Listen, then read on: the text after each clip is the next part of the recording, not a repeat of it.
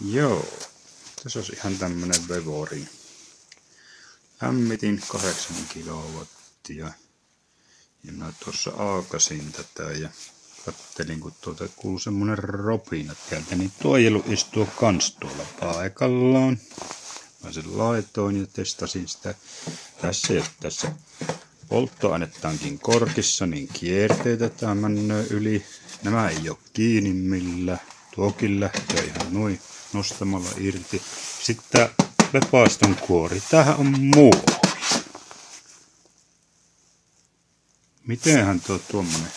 Saattaa olla aika paloarka niinku käytössä sitten. Eikä nää oo millään kiinni, nää on vaan painasemmalla tähän lukittu. Ja sitten tuossa kaveri kertoo, että se on keraaminen tuo palopesä. Jos akusta loppuu virta, niin se palopesä halkiaa sieltä. Ja sitten kun laitat sen päälle, niin tuolta rupeaa tuleet syöksemään.